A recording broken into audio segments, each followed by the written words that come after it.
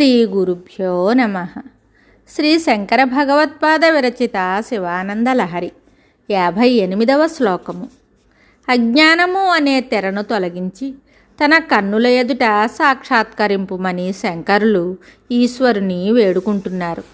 ఏకో వారిజ బాంధవ క్షితినభో వ్యాప్తం తమో మండలం భిత్వాలోచన గోచరోపి భవతి త్వం కోటి సూర్యప్రభః వేద్యః కిం న భవస్యహో ఘనతరం కీదృగ్భవేన్మత్తమః తత్సర్వం వ్యపనీయ మే పశుపతే సాక్షాత్ ప్రసన్నో భవ.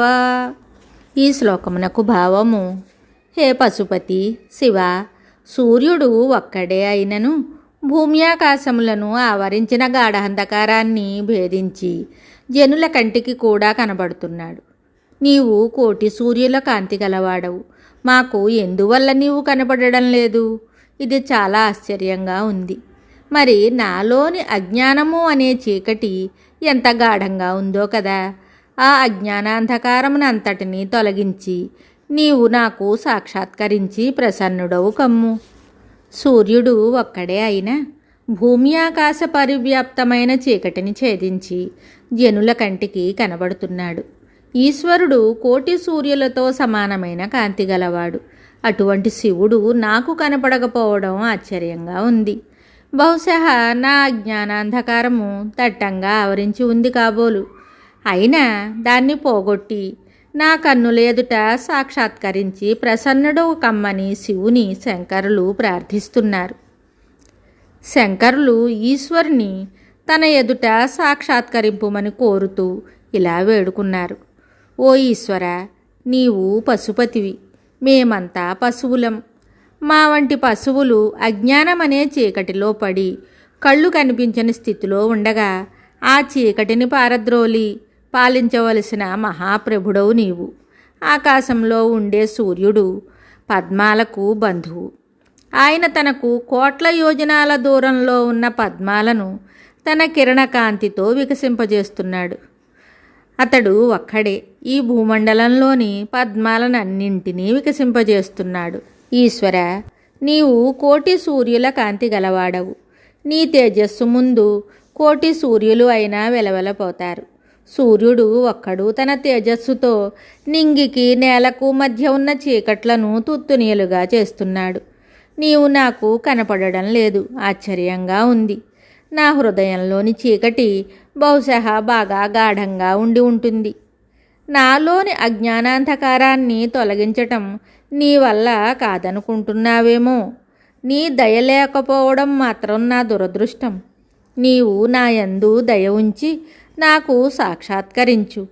నా అజ్ఞానాంధకారాన్ని పటాపంచులు చెయ్యి ప్రభు. ఒక్క సూర్యుడే చేయగల పని కోటి సూర్యుల కాంతిగల నీవు చేయలేకపోవు. దయతో నాకు సాక్షాత్కరించు. సామాన్యమైన చీకటిని సూర్యుడు తొలగిస్తాడు.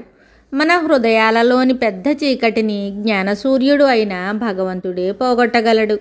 భగవంతుడు పరిశుద్ధమైన అంతఃకరణమునందు ప్రసన్నత గలవాడై విశేషమైన జ్ఞానరూపంగా ప్రతిబింబించి చీకటిని పారద్రోలుతాడు. భగవద్గీతలో విభూతి యోగంలో పరమాత్మ ఇదే విషయాన్ని ఇలా చెప్పాడు.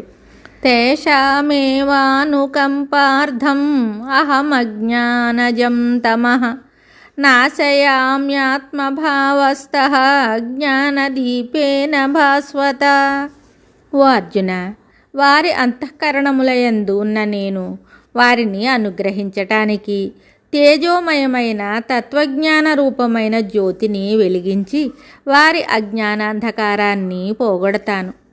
మనము పరమాత్మను అంతఃకరణ శుద్ధిగా ప్రార్థిస్తే మన అజ్ఞానం అనే చీకటిని తొలగించి ఆయన మనకు దర్శనం ఇస్తాడని గ్రహించాలి. మనలోని అజ్ఞానాంధకారాన్ని పోగొట్టుకోవడం మన వల్ల కాదు. అందుకు పరమేశ్వరుని అనుగ్రహం కావాలి. ఆయన అనుగ్రహం మనపై ప్రసరిస్తే మనలో జ్ఞానోదయం అవుతుంది. మనం భక్తితో ప్రపత్తితో ఆరాధిస్తే పరమేశ్వరుని అనుగ్రహం కలుగుతుంది. లలితా సహస్రనామాల్లో 404వ నామంలో అమ్మవారిని గురించి ఇలా చెప్పారు. భక్తహార్ధతమోభేద భానుమద్భానుసంతతి. సూర్యకిరణాలు చీకట్లను పారద్రోలేటట్లు భక్తుల హృదయాలలోని అజ్ఞానాంధకారాన్ని పోగొట్టే తల్లికి నమస్కారము.